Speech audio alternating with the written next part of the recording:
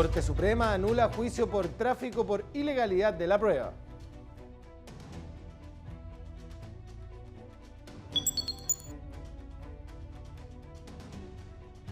Fallo de la Corte Suprema pone en alerta al mercado de las criptomonedas.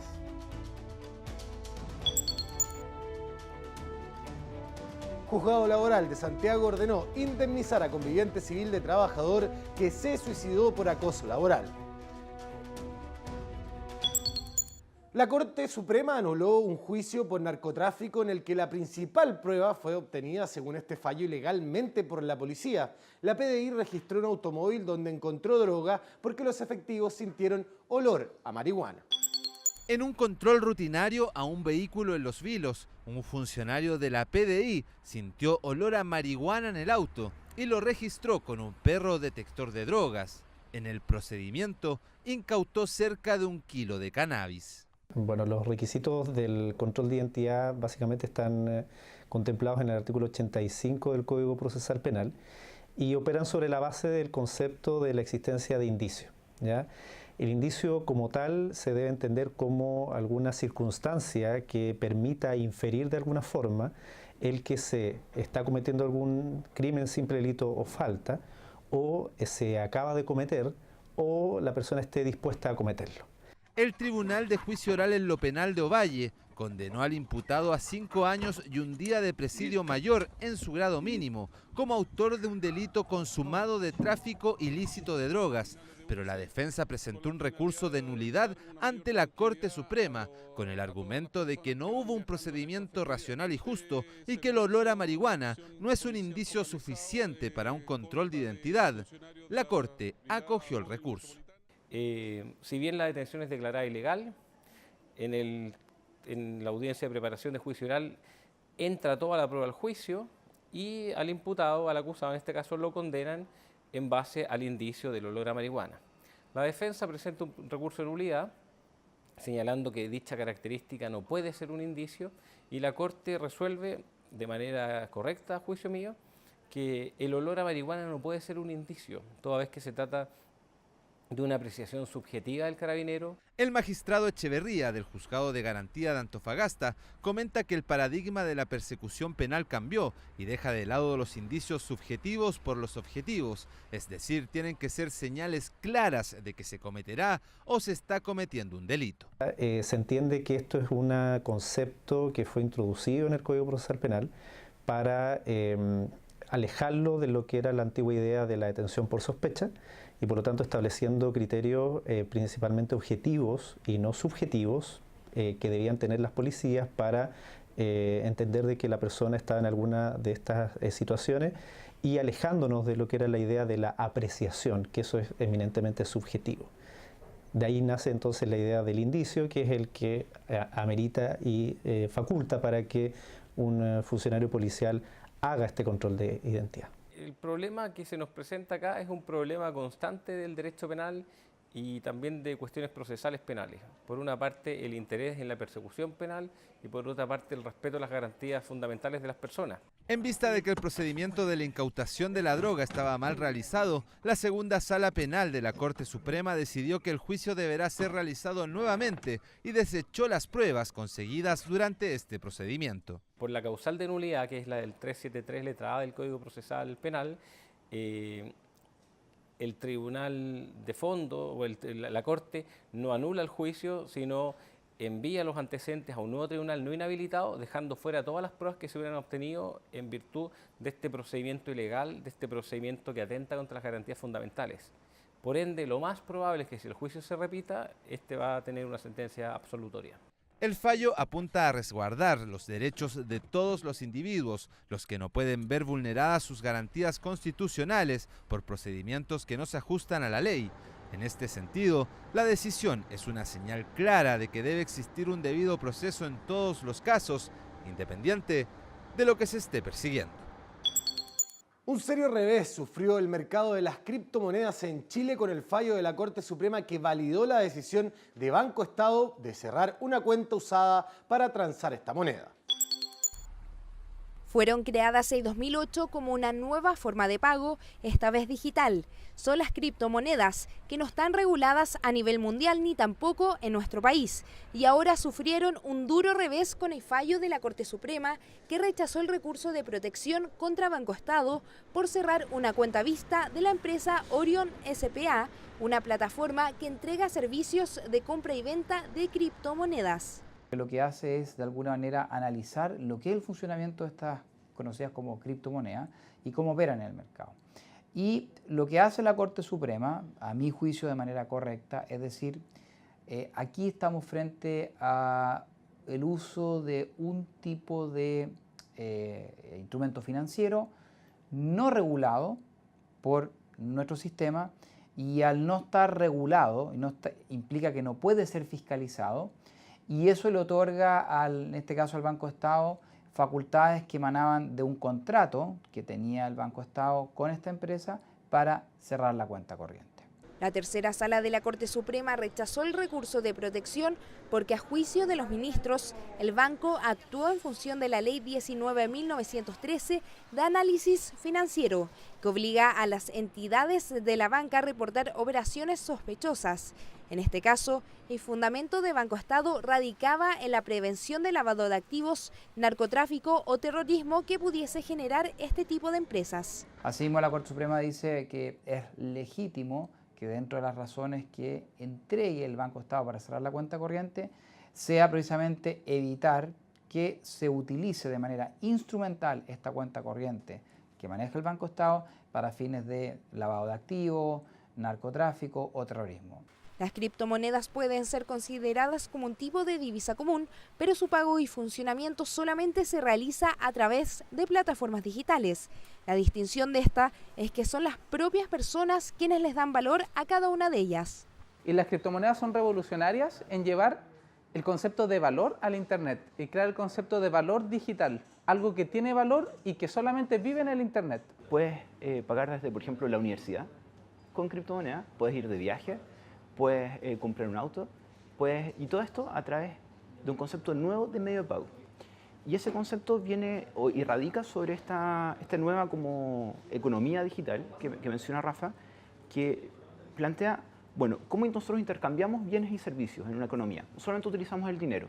Ahora la pregunta, ¿es la mejor manera de hacerlo? Mejor utilización de dinero y de forma rápida es lo que busca el mercado de las criptomonedas, pero que además debe cumplir con las leyes exigidas por el Estado en el ámbito de las industrias bancarias. Lo que hace la Corte Suprema es decir, yo no estoy en contra de este tipo de medios de pago.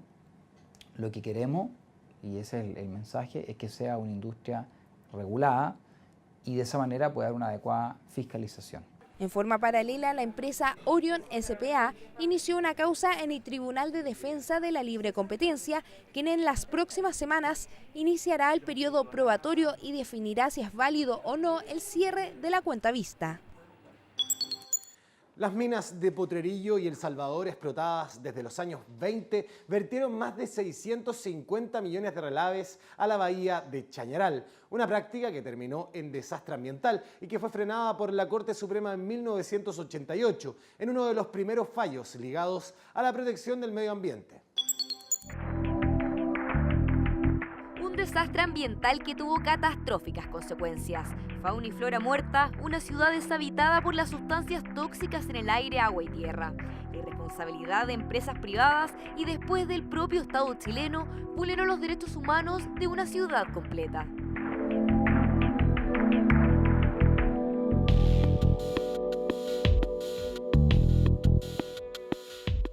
El tema de la contaminación de la bahía de Chañaral, que se atribuye erróneamente solo a Codelco, hay que restituir, digamos, la verdad histórica de esto, y no solo para exculpar totalmente a Codelco, sino que para ver realmente cuándo fue el inicio de esto. El desastre ambiental en Chañaral tiene su origen en 1920, cuando empresas mineras norteamericanas pusieron sus ojos en Chile. La riqueza del suelo nortino y la falta de regulación en materia ambiental fueron un aliciente para los explotadores extranjeros. Eran empresas mineras que en Estados Unidos no podían realizar estos proyectos por las limitaciones y por las fuertes restricciones de tipo ambiental, por normas federales y normas estaduales. Entonces, obviamente, buscaban en qué país poder instalarse, en que no hubiera restricciones de ningún tipo. La empresa Andes Copper Mining Company inició su explotación en las minas El Salvador y Potrerillos. Los residuos fueron vertidos en el río Salado que desemboca en la bahía de Chañaral. Bueno, se considera que es el mayor desastre ecológico por relaves mineros. Se supone que hay unos más grandes, algunos que están en Perú, otros en Nueva Guinea, pero este está frente a una ciudad, es decir, donde hay habitantes. En los otros lugares están en sectores que no son poblados. Esta reforma constitucional permite nacionalizar las empresas mineras de la gran minería del cobre y además preservar para el Estado las riquezas básicas de nuestro país. Julio de 1971 y el presidente socialista de la República, Salvador Allende, anunció que el cobre se nacionalizará en virtud de un acto soberano. 5 años después se formalizó la creación de la Corporación Nacional del Cobre, Codelco.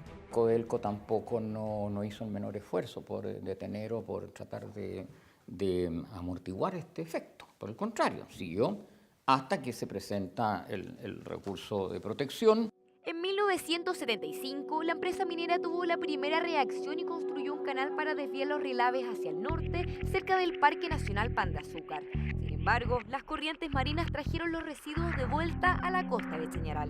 Primero mató toda la flora y la fauna que existía en el borde costero, embancó la bahía, deteriorando infraestructura portuaria, y luego con el tiempo la afectación en la salud de las personas, y eso es lo más grave. Esos relaves al secarse comienzan a ser disipados por el viento, entonces todo ese polvo iba hacia la población y de hecho casi el 60-70% de la población se fue, o sea, prácticamente hoy día es un pueblo casi desierto.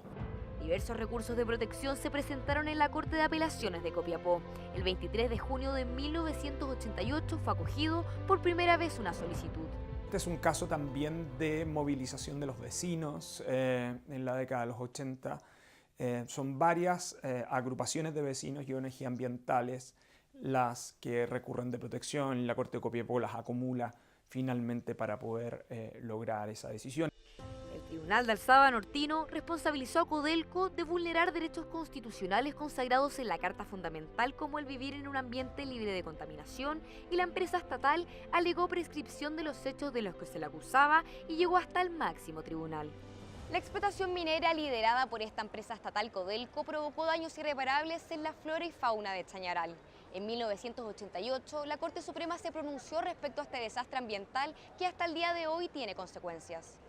La Corte Suprema ordenó poner término definitivo al depósito de los relaves provenientes de la explotación industrial minera. El fallo dice además que lo sucedido no solo afecta al bienestar y a la vida misma del hombre, sino que de las generaciones futuras. La Corte lo que dice es que no basta con tener autorizaciones para decir que estoy ejerciendo derechos legítimos, ¿no? Y claro, el Estado se vio obligado, después de una contaminación durante 50 años, ¿no? Y es relevante porque la Corte dice, con indiferencia de la cantidad de tiempo que hubiese pasado, estos hechos siguen ocurriendo. En el año 2003, el presidente de la época, Ricardo Lagos Escobar, cumplió su promesa: bañarse en una playa de Chañaral para asegurar que estaba libre de contaminación. Sin embargo, desde el Centro de Derecho Ambiental de la Universidad de Chile consideraron este hecho como publicitario. Los vecinos de Chañaral señalan que aún siguen sufriendo por el desastre ambiental.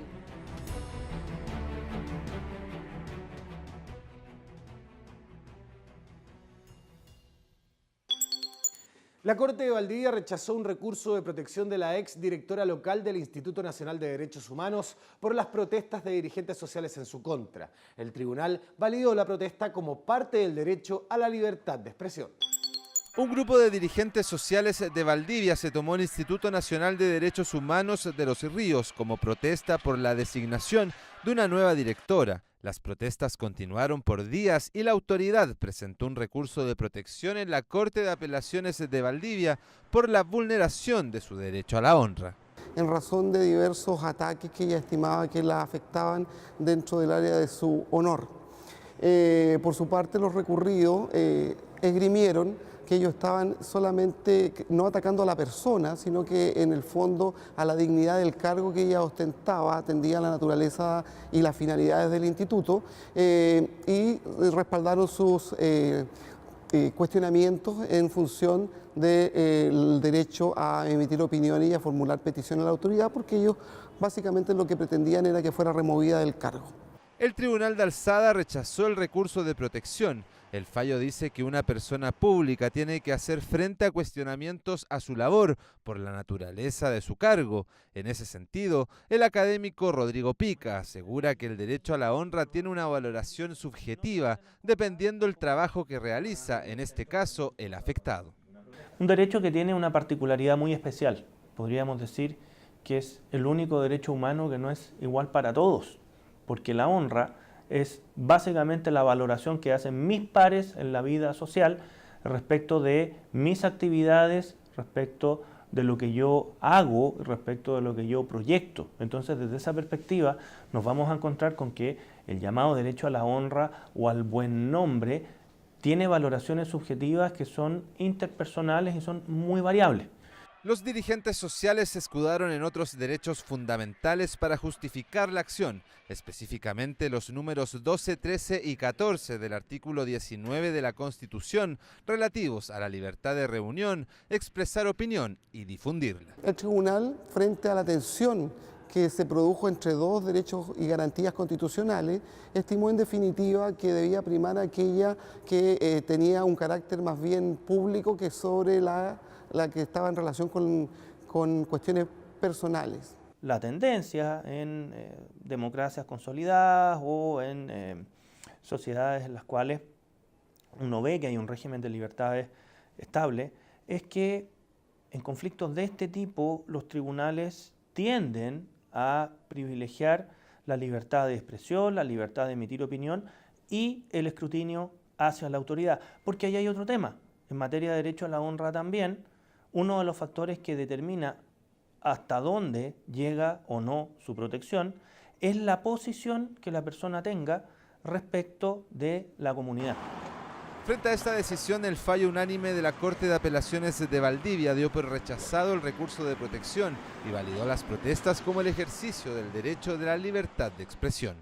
Estimó que no se había cometido ninguna vulneración de derecho en perjuicio de la recurrente y por eso desestimó el recurso, sin perjuicio de lo cual a la fecha de la decisión ya había dejado de cumplir el cargo para el cual había sido designada, por lo que además se estimó que había perdido oportunidad este árbitro procesal. Al darse por acreditado que no existía una vulneración al derecho a la honra, se dio paso a que los dirigentes sociales pudieran hacer libre ejercicio de sus derechos a la libertad de expresión. El primer juzgado de letras del trabajo de Santiago ordenó a la empresa Táctica S.A. indemnizar por daño moral a la pareja de un trabajador que se habría suicidado por ser víctima de acoso laboral. Un trabajador de un call center se habría suicidado debido al acoso que sufría en su trabajo. El conviviente civil del fallecido presentó una demanda en el primer juzgado de letras del trabajo de Santiago contra la empresa Táctica S.A. por el daño moral provocado. Él denuncia actos de hostigamiento, particularmente de una de sus jefaturas.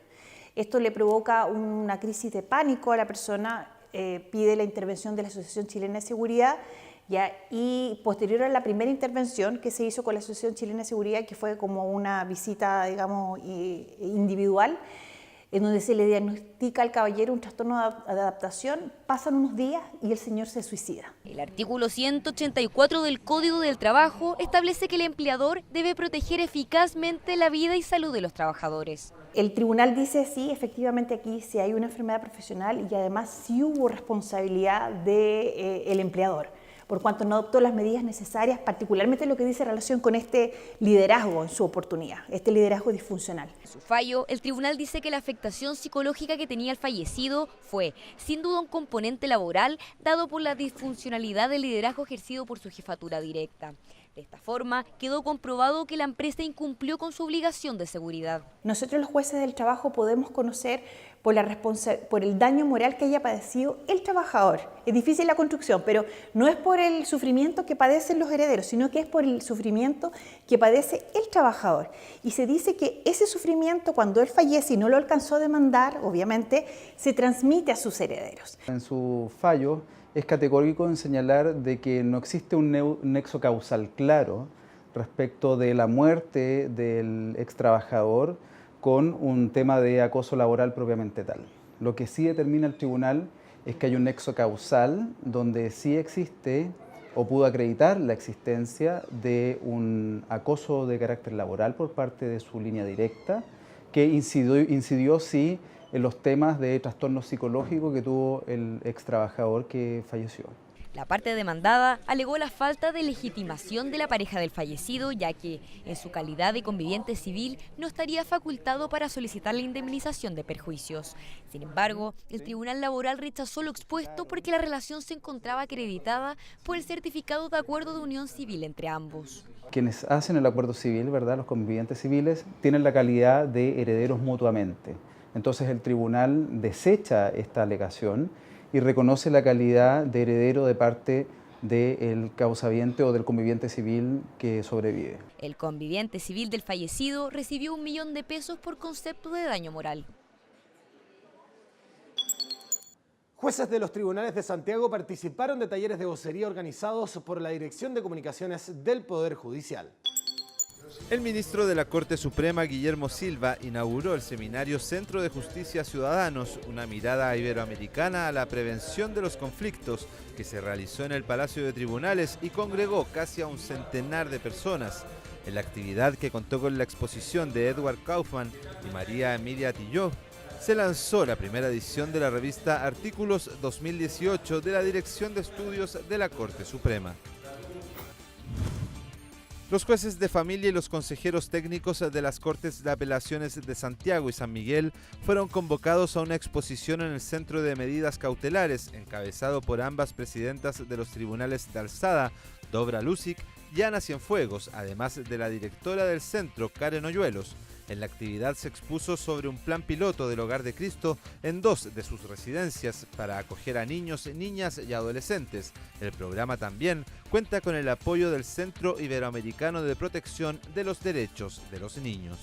Ponerlos en contacto con este plan piloto que está haciendo el Hogar de Cristo en 2 de sus residencias, que en el fondo básicamente significa un espacio de más dignidad, con mayor financiamiento y todo eso para poder mostrar lo que debiera ser para todos nuestros niños, para todas nuestras residencias y al mismo tiempo con el apoyo y el concurso, digamos, del Centro Iberoamericano de Protección. Jueces de distintos tribunales han asistido a los talleres de vocería y medios que se encuentra realizando la Dirección de Comunicaciones de la Corte Suprema. Durante esta semana se realizaron actividades con funcionarios de las Cortes de Santiago y San Miguel, además del Tribunal de Garantía de los Andes. En las actividades se realizaron ejercicios y fueron entregadas herramientas comunicacionales para los magistrados cuando deban conversar con los medios de comunicación. La ministra de la Corte Suprema, Ángela Vivanco, participó en la presentación del libro Cristianismo y Derechos Humanos, Influencias Recíprocas, Desafíos Comunes, del académico de la Facultad de Teología de la Universidad Católica, Cristian Borgoño Barros. La ceremonia de lanzamiento de la publicación se celebró en la Casa Central de la Universidad Católica y fue encabezada por el decano de la facultad, Joaquín Silva, y contó con la presencia de Victoria Díaz, ex encargada de comunicaciones de la agrupación de familiares de detenidos desaparecidos. Una obra magnífica, muy bien editada y muy completa desde el punto de vista de cómo se relacionan los derechos humanos con el cristianismo. Y la obra describe cómo en cada etapa histórica se han ido juntando precisamente las creencias cristianas, particularmente la dignidad del hombre y su merecimiento de protección, con la idea a la vez de configurar derechos humanos que tienen que ser un instrumento para que las personas queden protegidas, para que el Estado las respete y sobre todo para que también nos respetemos entre nosotros.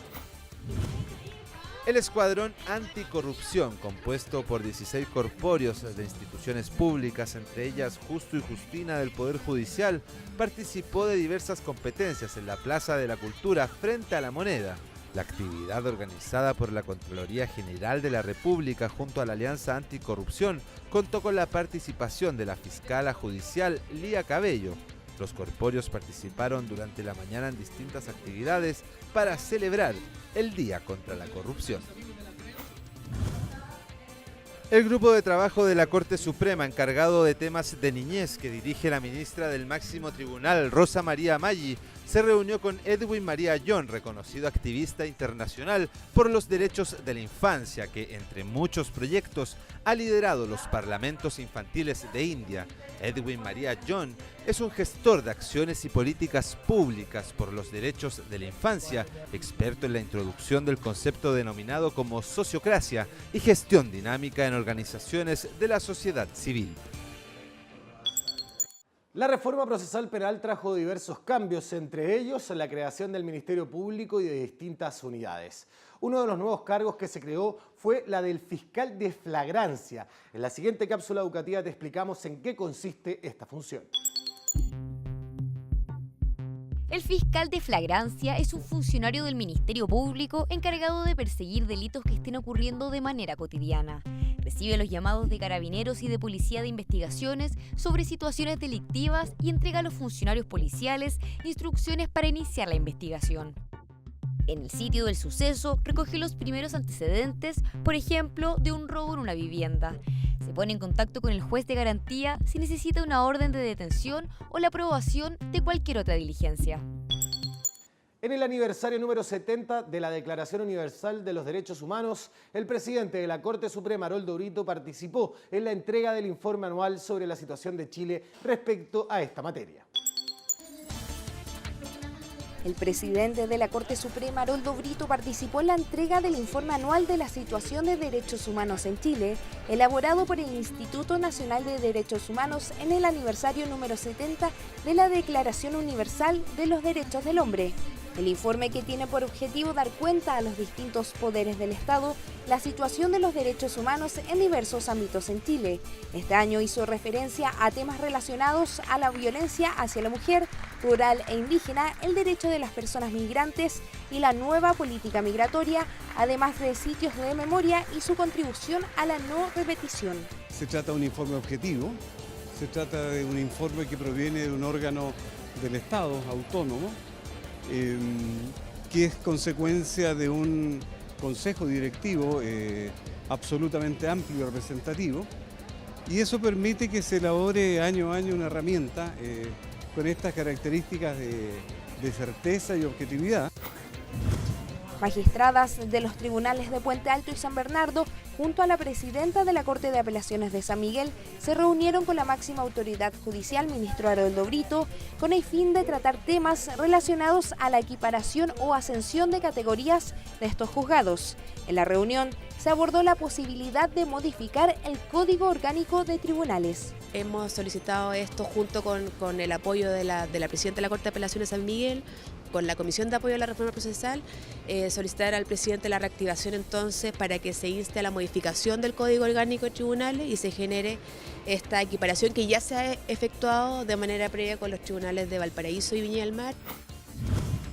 El presidente de la Corte Suprema, Haroldo Brito, se reunió con el presidente de la Corte de la provincia de Tucumán con el fin de firmar un convenio de colaboración interinstitucional. Este convenio se realiza en el marco de la implementación del Plan Estratégico 2020 de Argentina, que busca la formulación de estos planes en el Poder Judicial del país trasandino. Básicamente este convenio tiene que ver con la formulación de un plan estratégico y el monitoreo por parte de la Corte de Chile del cumplimiento de este plan estratégico, en función de que entendemos que el avance, digamos, en esta materia de este Poder Judicial es muy importante. Como es tradición, 8 velas fueron encendidas en el patio de los cañones del Palacio de la Moneda en la celebración judía del Hanukkah o Fiesta de Luces. Durante la actividad encabezada por el presidente Sebastián Piñera, se invitó a la máxima autoridad judicial, ministro Haroldo Brito, a encender una de las velas que representa el valor de la democracia. La tradicional ceremonia simboliza respeto por la identidad, diversidad, espiritualidad y libertad de esta religión.